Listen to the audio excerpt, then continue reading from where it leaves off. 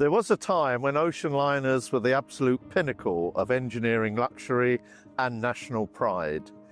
Each ship wasn't just a means of transport, but a floating ambassador, a statement of a nation's ambition and elegance. Today, behind me stands Queen Mary 2, the last true ocean liner still in service, and one that I had the privilege to design. But before her, there was a golden age of liners that defined the spirit of transatlantic travel. Among them, SS Rotterdam. She stood apart. She wasn't just another ship. She was Holland's crowning achievement, a ship of state. The last great Dutch ocean liner, and a masterpiece of mid-century design, engineering, innovation, and timeless elegance. She carried royalty, emigrants, and adventurers across the seas, linking continents, dreams, and destinies. But while nearly all her contemporaries, like the Italian Leonardo da Vinci, have been lost to time, scrapped or forgotten, SS Rotterdam has been saved, preserved, restored. Today she stands in Rotterdam, not as a relic of a lost age, but as a living legend, a ship that has outlived her era and continues to inspire all those that step aboard. Join us as we uncover her remarkable story and step inside a world of design, elegance, and seafaring spirit that refuses to fade.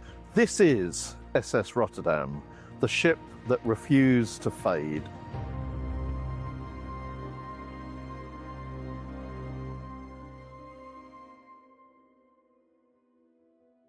On the 3rd of September 1959, SS Rotterdam set sail on a maiden voyage from the Netherlands to New York. She was the largest passenger ship ever built in Holland, a national triumph representing the very best of Dutch craftsmanship and innovation. Designed to both be a transatlantic ocean liner and a cruise ship, she embodied a new era of maritime travel, modern, efficient, and unmistakably elegant. She was a ship of two identities. In her early years, in the summer months, she crossed the Atlantic on the long journey from Rotterdam to New York, carrying business travellers, emigrants, and celebrities alike. But in midwinter, when the Atlantic was beset by huge storms, she transformed into a luxury cruise liner, sailing to the fjords of Norway, the Mediterranean, and beyond. Few ships were designed with such duality, and fewer still mastered it with such grace and perfection as SS Rotterdam. But the world was changing. By the late 1960s, air travel had taken hold. The great ocean liners of the past were fading from the world stage. One by one, these giants of the sea were retired, their careers cut short. Yet SS Rotterdam refused to be left behind. Thanks to her adaptable design, she thrived as a full-time cruise ship, embracing the golden age of leisure travel through the 1970s, 80s and beyond. But even the finest ships cannot sail forever. In 1997, after nearly 40 years of service, SS Rotterdam was retired from Holland America service. Most ships would have been sent to the breakers, their stories ending in rust and ruin. But not this one. She was sold to Premier Cruises and sailed for a short period as Rembrandt until Premier collapsed under a mountain of debt. Once again, the breakers beckoned. After a long battle for her survival, she was saved. In 2008, she was lovingly restored and given a second life. Not as a ship at sea, but as a floating hotel and museum in the heart of Rotterdam. She is now the city's crown jewel, a monument to the lost era of ocean travel and a rare survivor in a world that has moved on. Unlike so many great liners lost to time, SS Rotterdam endures. She is no longer just a ship, she is history in herself. My first association with SS Rotterdam was in 1989 when Carnival Cruise Lines considered the purchase of Holland America Line. As part of the due diligence process, I was dispatched to survey all the Holland America ships then in service: New Amsterdam, Noordam, Westerdam, and of course SS Rotterdam.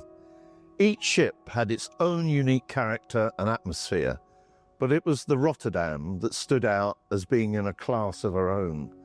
I immediately sensed that she was something really special, and I fell in love with her. I often tell people that there's no such thing as the perfect ship, because there are so many conflicting circumstances that have to be considered and ranged against each other. But in SS Rotterdam, I feel that here is a ship that is almost as perfect as could be. Consequently, I sailed many times on this great ship, on cruises around the world, meeting countless interesting people and creating a lifetime of memories. I was very saddened when she was withdrawn by Holland America, but found some solace in the fact that I was project manager of her replacement, the Rotterdam 6, now sails as Fred Olsen's Borealis. Right here in front of us, we have our model ship. This is the new ship coming out, our Rotterdam 6. So the Rotterdam 6 is being built right at this time in Venice, Italy, and it was designed by Stephen Payne. So we look forward to seeing her. She's scheduled to come out October 6th. With Rotterdam 5's future secured as a hotel and museum ship in her native Rotterdam, she continues to give me great satisfaction. She is simply one of the greatest passenger ships ever built and is living testimony to Dutch heritage, culture and design. The opportunity to expound the ship's virtues in this documentary is like coming home. Like all great ocean liners of her time, SS Rotterdam was built with a carefully structured transatlantic class system. From the moment you stepped aboard, your experience was defined by the class of ticket you held. For those travelling in first class, this was a world of refinement, elegance and exclusivity. The grand staircases, the sweeping lounges, the finest dining rooms, every detail was designed to cater for the most discerning travellers, from business magnates to Hollywood stars. Their accommodations were spacious, their service impeccable, and their journey across the Atlantic one of pure indulgence. But below these opulent spaces was the modest world of tourist class. No less elegant, but slightly more crowded. This was to allow SS Rotterdam to serve the growing number of post-war emigrants, holidaymakers and everyday travellers who made their way across the Atlantic. This was especially for them, a tourist class that, although less extravagant, was still designed with comfort in mind, bright, modern and welcoming. Their lounges, dining rooms and cabins were separate from first class, but they enjoyed the same high standards of service that Holland America Line was known for. Unlike many earlier ocean liners, SS Rotterdam was designed with a more inclusive approach. While first-class passengers enjoyed an elite world of privacy and sophistication, tourist-class passengers had access to modern comforts and amenities that made their journey memorable. There were no stark divisions, no sense of exclusion. Both worlds existed in harmony, separated only by design rather than privilege. The ship's clever, intertwined staircase discreetly separated the two classes, delivering passengers of each class to their respective public spaces. Each class also had dedicated sports decks with shuffleboard and deck quoits laid out for serious competition. Unlike many ships of state, SS Rotterdam didn't benefit from any operating subsidy, so owners Holland America Line sensibly opted for economic propulsion at a modest speed of 21.5 knots. This meant that only 38,000 shaft horsepower was installed against 160,000 on Cunard's original Queens. The propellers running at a relatively slow 135 revolutions per minute meant that propeller vibrations were very small, and with smooth-running steam turbines, Rotterdam was very quiet and vibration-free. Certain parts of Rotterdam's machinery areas are off-limits or viewed behind perspex screens. This is to contain the remaining asbestos that's on board that was an essential part of the insulation of the engine room. Whilst undisturbed and contained, it is perfectly safe, and the containment allows guests to fully appreciate and experience what was once Rotterdam's beating heart. Only the intense heat and whine of the turbines is missing.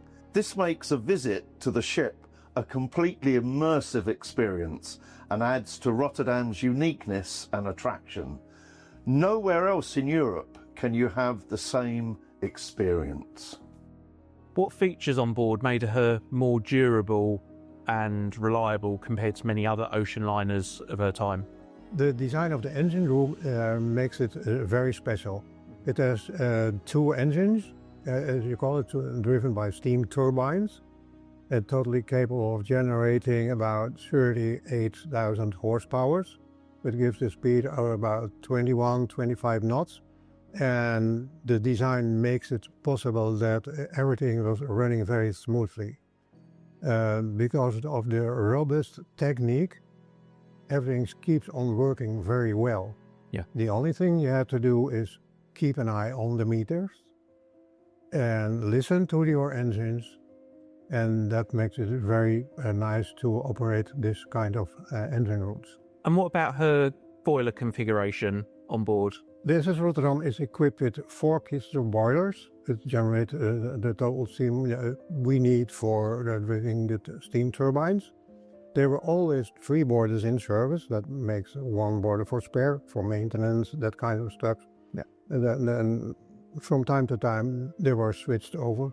If you compare it, for instance, to the Titanic, they had 29 boilers because there's a different type of boilers. Yeah. This is the so-called water pipe boilers, and the Titanic were the so-called Scottish boilers. So a total different story. We only have 1 boiler room. The Titanic had 6 boiler rooms. Wow. And those days, the ship was maneuvered harbor in, harbor out, with the help of tugboats, of course, and with the help of the ship itself. Maneuvering orders came from the bridge by means of the telegraph. You can see the telegraph over there. And they were followed up by the engineer standing on the maneuvering stand and handling the wheels. Airhead is done by the big wheel, letting steam flow from the boiler to the turbines. If you want to go astern, then the big one was closed again, shutting out the steam to the turbines. Open the other small wheel, let steam flow from the boilers to the astern turbine. It's just rotating the other way around. That means that the propeller is rotating the other way around. Then you go astern. It's as simple as that. So vibrations on ocean liners has always been a bit of a challenge. How was that particular issue managed on board SS Rotterdam? Steam turbines are especially designed to get as minimum as vibrations as possible. And it all depends on the revolutions a minute. That's the main design of steam turbines, and that makes it possible to get as less as vibration as you want. That's also in the case on this vessel. And the most comfortable range is about 130 revolutions a minute on the shaft, on the propeller shaft. And from that kind of revolutions a minute, then the ship is running very smoothly. When the turbines are running on a speed and a propeller shaft speed of about 130 revolutions a minute. That means that the vibrations are almost zero. If you speed it up, and that could be done, and then it starts vibrating from 140, 150, and then you don't want that. Because the turbines are also designed for a so-called, we call that war speed. In case of, it was designed after the Cold War, and the ship had an extra power to generate, and then it could speed it up to about 30 knots with an extra power, up to 38, about 40,000 horsepower. That gives the ship an extra speed. Then it starts vibrating. So the engine room is one of the most dangerous parts of any ship. As an engineer, what would you say is the most dangerous job that you would have to do in an engine room such as this? Actually, there is no dangerous job at all, but the most dangerous job could be when the ship is tilting in heavy weather, for instance. Then there is no resistance on the propeller because it comes out of the water. Then it starts rotating very fast. That means that the turbine can get in overspeed, and you want to protect it from that. And for that there is a safety device built on the turbines to prevent it from overspeed. When something happens like that, that could be dangerous because of the high speed of the turbines. The propeller the blades can come out, and that means then it can be very dangerous and lead to some kind of explosion or something. But in my experience, that never happened, because the engines are protected from that, and on the maneuvering platform you can see the devices which closes the steam. If something happened like that, immediately shut the steam off from the boilers to the turbines.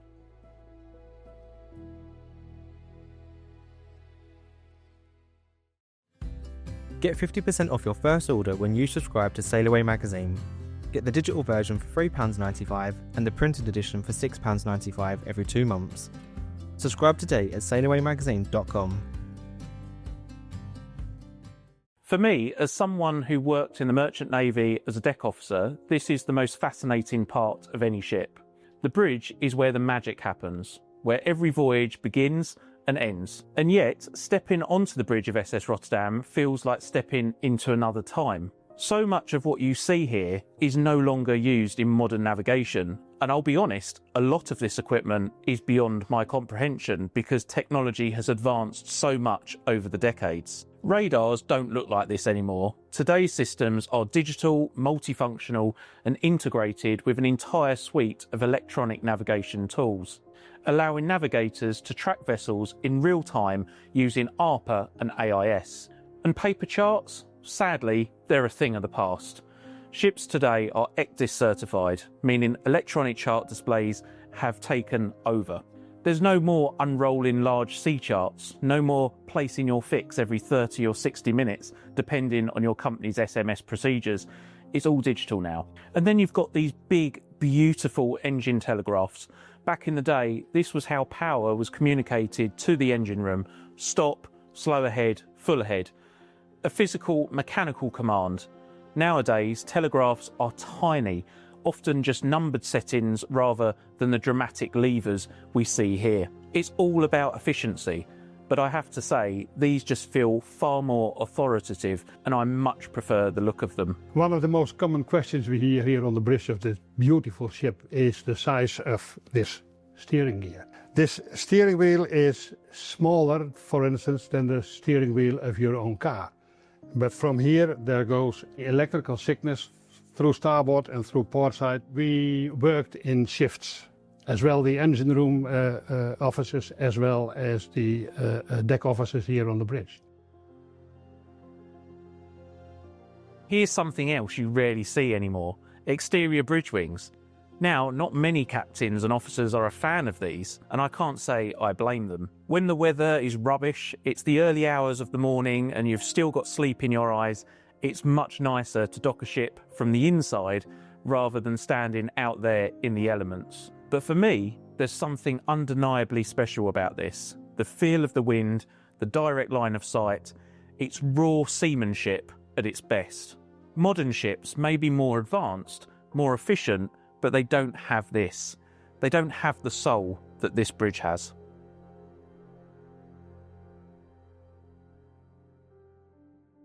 Before the days of supercomputers and the ability to calculate stresses and forces within structures of differing materials, naval architects employed expansion joints to relieve the stresses and prevent undue cracking. Rotterdam was built with a structurally incompatible steel hull and aluminium superstructure. To relieve the stresses caused by hogging and sagging as the ship rode the oceans of the world, the superstructure was fitted with 3 expansion joints, gaps across the structure at different points along the length that were made weathertight with rubber gaskets. These gaps would open and close with the flexing of the aluminium superstructure without damaging the steel hull below. Take a look at these old aluminium lifeboats, state of the art in their day, but they look a bit fragile now.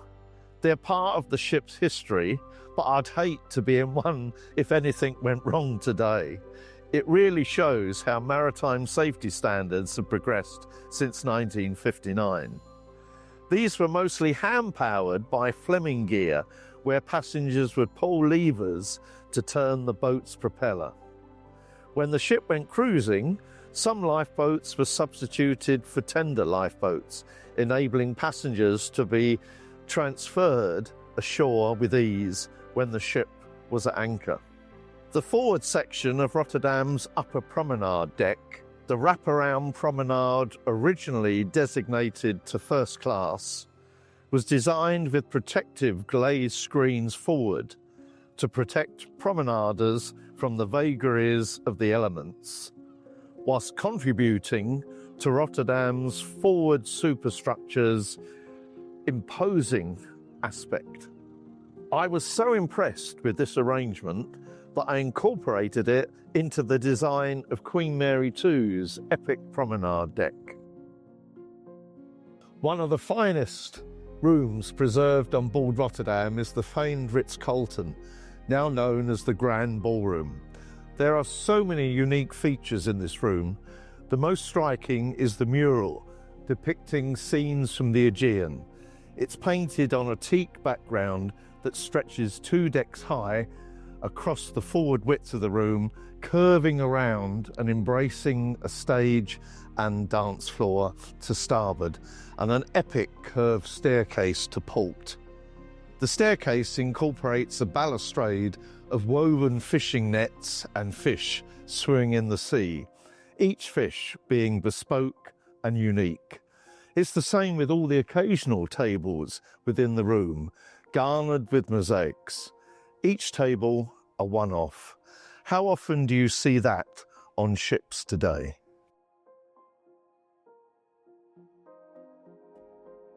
Up here on the second level of the Ritz-Carlton, a design element which really caught my eye and impressed me was the channels of coloured hoops which resemble paper chains that I used to make at school. Nowadays, this pattern would be printed onto a piece of sticky back plastic and stuck to the deckhead. Cruise lines want tasks carried out as quickly and as cheaply as possible. To them, spending money on this sort of craftsmanship isn't worth the expense to the shareholders. I appreciate that level of craftsmanship. It's one of the many reasons why this ship is so special, and it's one of the things that is so lacking from many modern cruise ships of today. Such craftsmanship isn't limited to the Ritz-Carlton. Every single bar, lounge and restaurant has design features that have the ability to wow and impress. The first-class smoking room with its elegantly vaulted ceiling, multicoloured carpet and double-back sofas. As you enter the smoking room, take a moment to look closely at the decorative glass panels designed by C.L.W. Wirtz. You might just spot something unusual: sea life and insects preserved in glass itself. It's a strange thing to do, embedding bugs on purpose, but that's exactly what they did here. These little details are frozen in time and they add a curious charm to the space. It's just one of those wonderfully eccentric touches that make SS Rotterdam so fascinating. A ship full of surprises, even in the smallest corners and details. The Tropic Bar, set between the smoking room and the Ritz-Carlton, now known as the Ballroom. It's an iconic space originally designed for that tropical cruise vibe. During restoration, the original lino floor covering was reimagined just as it was laid in 1959. The murals and furnishings have all been preserved and recreated where necessary, so you can feel the laid-back elegance that once set the mood for exotic voyages. For many of the ship's cruising years, this was the preserve of the comedy pianist Frank Gusto, who would tease and poke fun at passengers who left early, drank too much, or merely had a call of nature.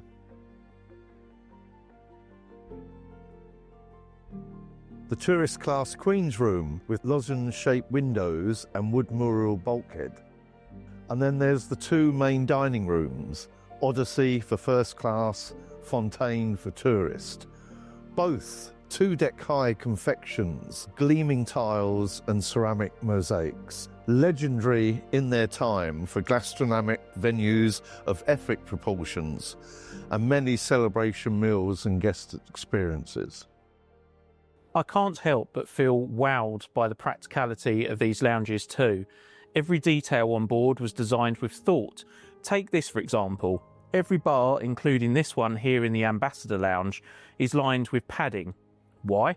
So that when guests sat here with a drink, their knees weren't pressed up against a hard surface. And then you have these rather beautiful glass medallions, which you'll find not just in the decor, but also built into the windows. Now, they may look purely decorative, but they actually serve a functional purpose, absorbing sound.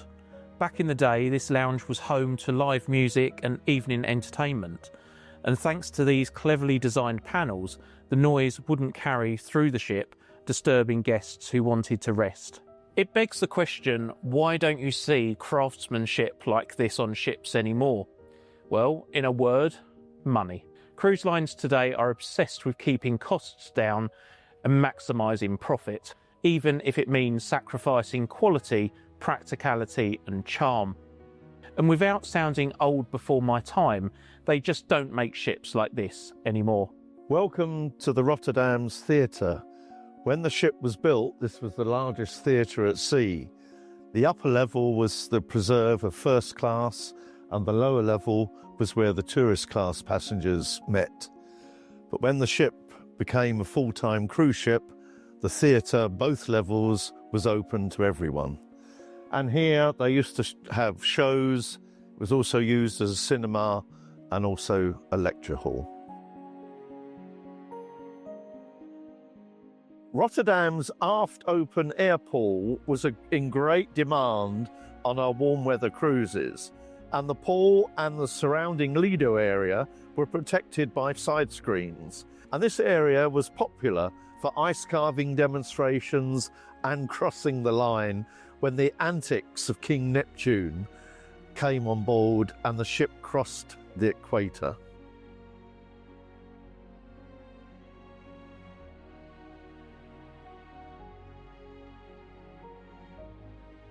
Whilst crossing the Atlantic and during periods of inclement weather, Rotterdam's indoor swimming pool came into its own. The indoor pool here on Rotterdam is a work of art in itself. It's a glass mosaic lined reinforced concrete tub measuring 5.5 by 8.5 meters with a depth ranging from 1 and 1.5 to 2 meters.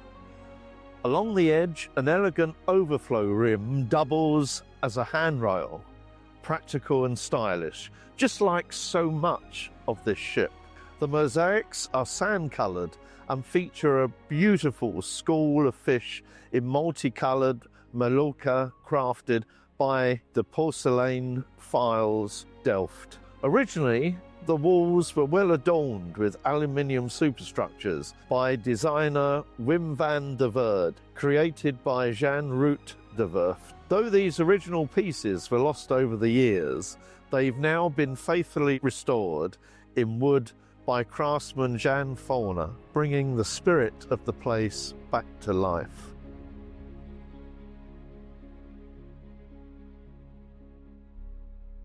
The long sea voyage across the Atlantic and on pleasure cruises provided Rotterdam's passengers time to enjoy her public spaces and open decks and engage in that now sadly most lacking commodity of genteel socializing and conversation. There are public spaces to suit every mood and whim. Reportedly, it was Holland America Line that introduced the concept of a dedicated hotel manager rather than the purser or the finance officer being delegated to look after passengers' complaints and requests. And it was Holland America that, all told, introduced the role of cruise director, specifically to look after passenger entertainment. As the 1960s progressed, there were more and more organised entertainments, shows and quizzes, apart from the ubiquitous bingo or passenger horse race of model horses joggled on strings along a straight course. In the days before satellite tracking, the daily tote, where passengers bet on their guess of the ship's daily mileage, was a popular diversion and topic of lively conversation. Nowadays, ships provide a kaleidoscope of entertainments, but it was on ships like Rotterdam that paved the way. In the evening, as cocktail hour approached, passengers would dress up in their finery and take their place in the mysterious dimly lit Ambassador Lounge or the Ocean Bar. Here in the Ambassador Lounge, George Kowalski Trio would play catchy tunes to ladies bringing their partners onto the dance floor for a few turns. But beware, don't say anything inappropriate about the lady opposite in her attire, as the dance floor dome perfectly transmits every word to the opposite side of the dance floor.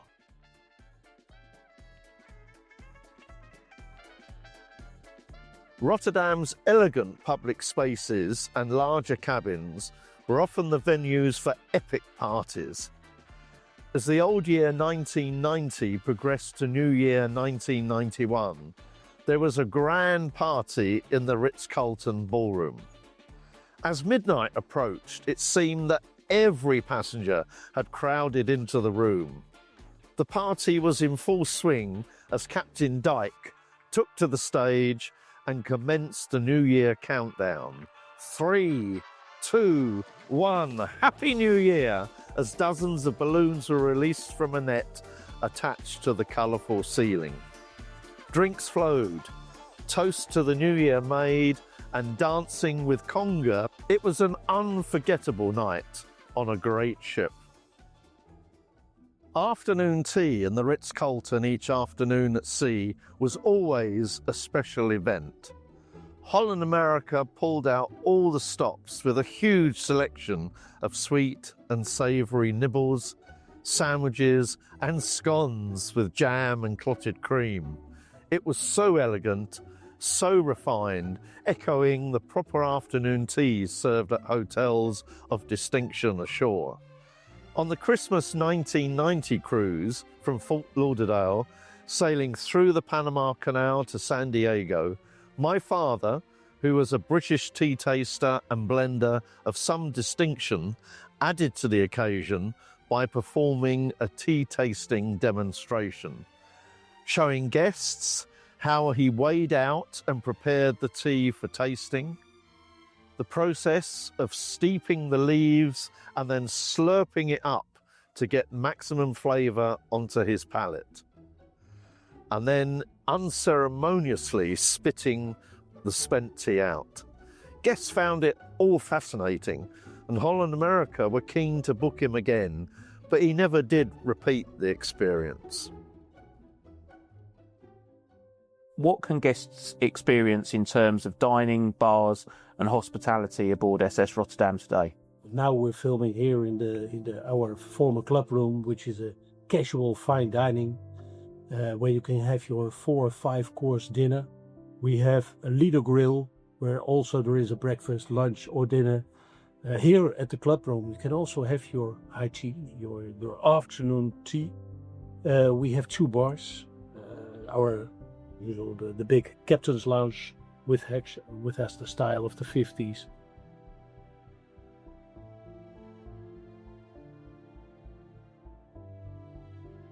But more beautiful even is our wine bar, the Ocean Wine Bar, where you can enjoy every wine from every continent in the world. And yeah, there's so much more on board. Even you could go to an escape room. So I came here after working for, it's a promotion of Rotterdam. I was responsible for the promotion of the city of Rotterdam. This ship came into this harbor, opened, and I got the responsibility to take care of it. I think it's the most beautiful job I ever got, to be responsible for the ship, but to take care with so many people, to take care of the ship, because the grand old lady, she's still alive, she still has a soul, and you have to experience working here. And I think everybody who works here has the same feeling. It's not just work, it's taking care of her and taking care of our guests. You have to experience it. You can hardly explain, but it's the atmosphere the ship has. You can feel the ship has sailed the 7 seas and sailed for over 14 years, and it's still such a beautiful ship. If you visit Rotterdam, it's not possible to miss the SS Rotterdam because of the uniqueness of the ship. And if you love cruising, you have to visit the SS Rotterdam. It's a unique ship of the 50s, the whole style, everything you can do on board of the ship. The hospitality. She's a ship from the 50s. Yes, she is 66 years old this year. So we have to take good care of her. And it's the steel, the outside, it's the interior, the inside, it's the people also. We have a lot of volunteers which have great stories, but also their stories have to be told in 20, 30 years from now, because it's a time capsule. Therefore it's important that this ship has to be preserved till she is at least 100 years old. The cabins aboard SS Rotterdam have, in the most part, been thoroughly reconstructed and enlarged, with sometimes 2 being transformed into a larger new one. These reconstructed cabins still reflect their original mid-century design, while offering modern comfort. Each features air conditioning, tea and coffee facilities, climate control, and some even have a porthole reflecting true 1950s ambience with today's conveniences. If you've ever dreamt of experiencing what it was like to sail during the golden age of ocean liners on a true ship of state, this is the perfect place to relive that nostalgia, not just to visit history, but to sleep in it and be part of it. Down here is the Rotterdam Museum, a treasure trove of memorabilia. You'll see original uniforms, service china, photographs, even logbooks and videos shot by passengers themselves. It's not just a museum, it's a living archive of the life aboard. Standing here in Southampton, a city so deeply intertwined with ocean liner history, it feels fitting to reflect on why SS Rotterdam remains so extraordinary. She is the last true Dutch ship of state, built to conquer the Atlantic and later embrace the golden age of cruising. She wasn't just successful, she was a triumph, embodying the spirit, the skill, and the pride of the Dutch people. Today, she stands in her home city as a floating hotel and living museum, beautifully preserved time capsule, a mid-century design and seafaring glamour. Step aboard and don't just see the history, you feel it. from a magnificent public rooms to a lovingly restored cabins.